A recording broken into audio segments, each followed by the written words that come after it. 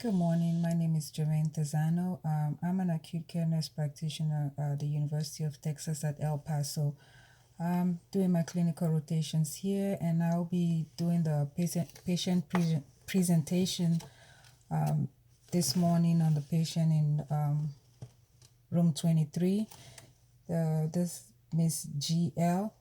This is a 75-year-old female with past medical history of hypertension, hypothyroidism, fibromyalgia, breast cancer, status post a left mastectomy. She was admitted from the ER yesterday with complaints of palpitation and shortness of breath. The patient was seen earlier on during the day at the eye clinic for a retinal surgery, and during the pre-op workup, she was found to have uncontrolled blood pressure and tachycardia, so she was sent to the ER for further evaluation. When patient arrived to the ER, her systolic blood pressure was 215 and her heart rate was greater than 150. At that time, she was given IV metoprolol, and which kind of controlled the rate. The rate was slowed down the rate a little bit. And they also did some lab. On admission, her troponin was 0.09 and her BNP was 156. I'm seeing the patient this evening, just for follow-up. The patient reported that she's been having intermittent palpitation for the past week, which has been associated with shortness of breath, and the shortness of breath is only with exertion. She feels better when she takes a rest. She said nothing has made her symptoms better or worse. The patient also states that she agrees that she's been feeling nervous about the retinal surgery procedure, so she thought that was what was causing the palpitations. She denies chest pain, pre-syncope or syncope episode. She states that she's never had any kind of thing like this happen to her before. And the patient also mentioned that her blood pressure medication was discontinued by her primary care provider a month ago. She denies fever, chills, nausea, vomiting, or diarrhea. There is no GI complaints. Patient also has a left knee surgery. She does have left knee pain from a recent knee surgery. The patient also complained that she takes Buspar for anxiety and depression, and her medication was recently changed by the psych doctor. Her dosage of the Buspar was changed by her psych doctor. She doesn't know the new dosage because she hasn't picked up the medication yet. Allergies. Patient has no known drug allergies. Her past medical history is stated at both high blood pressure, anxiety, depression, hypothyroidism, fibromyalgia, breast cancer, status post left mastectomy. Past surgeries, she's had the left mastectomy, and she also had a knee surgery. Family history significant only for high blood pressure in her mother.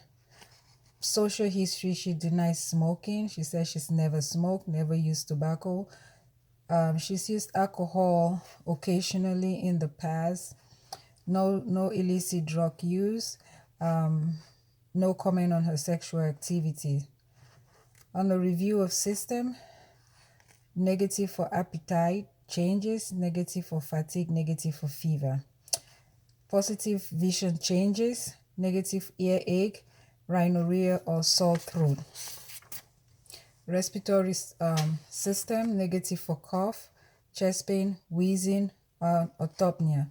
Positive for shortness of breath and dyspnea on exertion. Cardiovascular wise, she's positive for palpitation, negative for chest pain.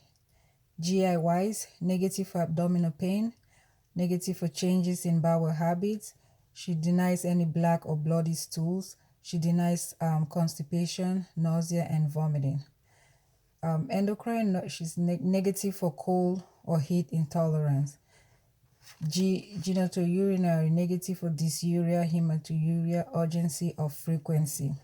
Musculoskeletal, negative for arthralgias and back pain. Skin is negative, no rash. Neuro-wise, negative for dizziness, numbness, and headaches. Psychiatric, negative for agitation, behavioral problems and confusion, positive for depression and anxiety. On her physical exam, when I saw her blood pressure was 142/91, her heart rate was 92, temperature was 97, respiratory 16, and she was saturating at 93% on room air, and she denies any pain. She's awake, alert, oriented to ×3. She's mildly anxious and short of breath. She appears well developed and well nourished. Her there's HEENT. She's normocephalic, atraumatic, extraocular muscles intact. The sclera is anetheric. The pupils are equal, round, and reactive to light and accommodation. Mucous membrane moist. Nares patent. No nasal discharge. No septal abnormalities. Her neck is supple. No JVD present. No trachea deviation.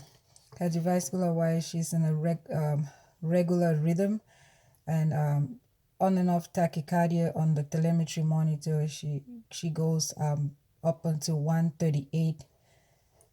No murmurs, no rubs, no gallops. Pulmonary wise, she's clear to auscultation. There's normal symmetry and expansion. There's mild shortness of breath. Her abdomen is soft, non-tender, non-distended. Bowel sounds are present. There is no rebound, no gadding. Musculoskeletal is normal range of motion, normal strength, no edema, clubbing or cyanosis, and capillary refill is brisk, and no molting was noted. Neuro-wise, as stated, she's alert and oriented to person, place, and time.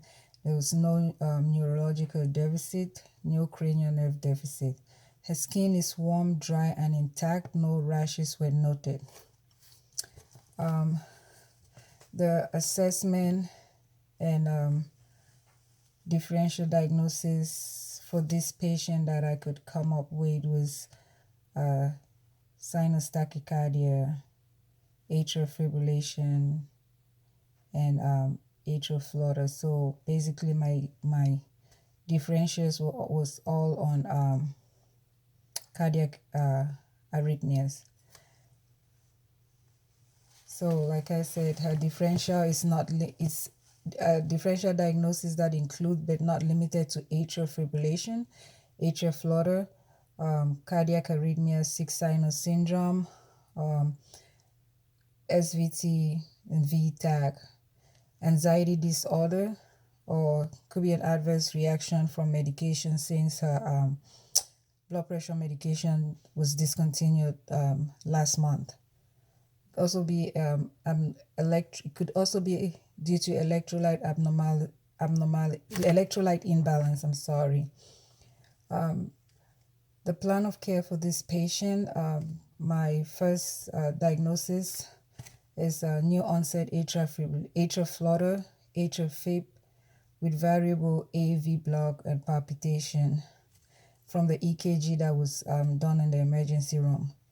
And she was given an initial dose of metoprolol in the ER, which slowed down her rate, but like I said, she's back up to the 130s. Heart rate on control, 130s. EKG reviewed. EKG from the ER reviewed, and as noted, I noted patient is in atrial fib with rapid ventricular response. So we will load her with IV digoxin, 250 mics times 1, and then the beta blocker that was given in the ER, the metoprolol, will continue the metoprolol orally. We'll put her on a daily dose and also have a PRA and low pressure if her rate goes up again. Also noted in patient's history, her last echo was done in 2015, which showed an ejection fraction of 30 to 34. I would like to reorder echo. And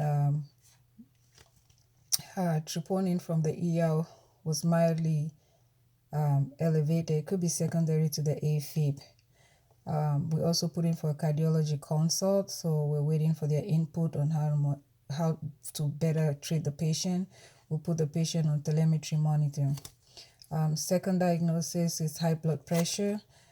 Patients mentioned that her medication was stopped last month, and so her blood pressure on admission is mildly elevated. So we'll keep her on the low. We'll start her on the low dose metoprolol, like I said earlier, on a daily dose, 12.5 milligrams times twice a day, and also have labetalol PRN if her systolic is greater than 160, and then just titrate her medications as needed. Patient also has a history of hypothyroidism, which can actually cause irregular heart rate. So that would be my third differential. For that, I would check her TSH level, and then she was already on Synthroid. I will continue the Synthroid.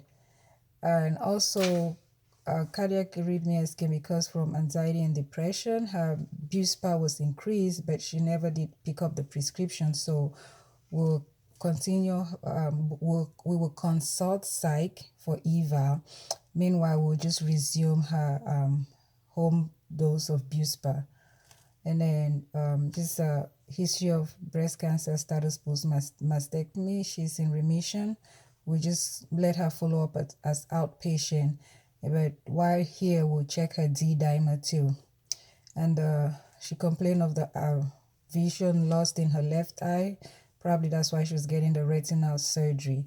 So I'll just put in a consult for ophthalmology, and then likely delay her eye surgery until there's the cardiac clearance.